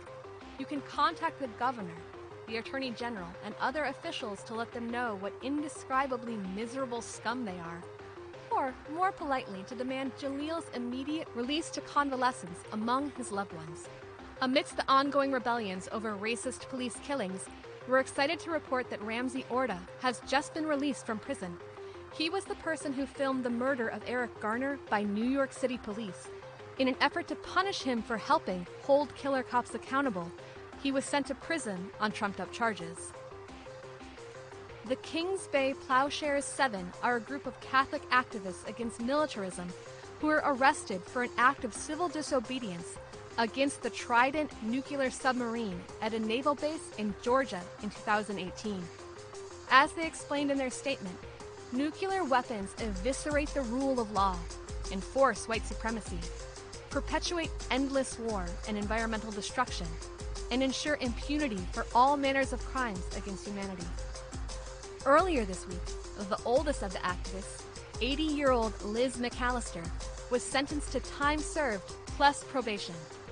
The remaining activists will be sentenced at the end of this month. The government is arguing that these elderly pacifists should have to spend time in jail during the pandemic in an effort to permanently silence them. To learn more about their case, check out kingsbayplowshares7.org. We're pleased to report that Amadou Casellas, an anarchist prisoner in Catalonia, has been released pending trial and will spend his birthday outside prison walls, if not quite in freedom. And finally, last but never least, as always, we want to share some info on prisoners who could use your support with birthdays coming up.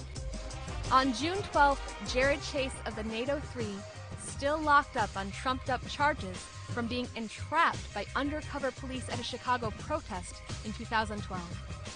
Also on June 12th, Kings Bay Plowshares defendant Stephen Kelly, soon to be sentenced for his role in taking direct action against a nuclear submarine base in Georgia. On June 15th, Jerome Ayers, one of the Vaughn 17, a group of rebels involved in a 2017 prison revolt in Delaware.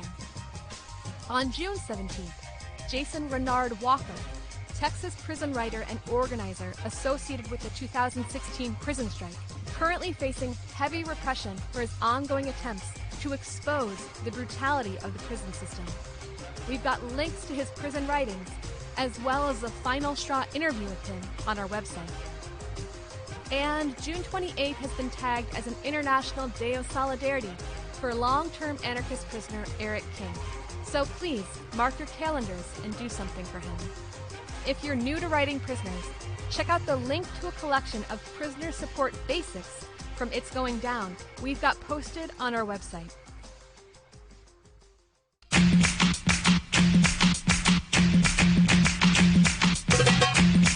And that wraps things up for this episode. Check out crimethink.com/podcast for all of the mailing addresses, links, background info, and other references from this episode. Email us at podcast@crimethink.com to give us feedback or suggestions.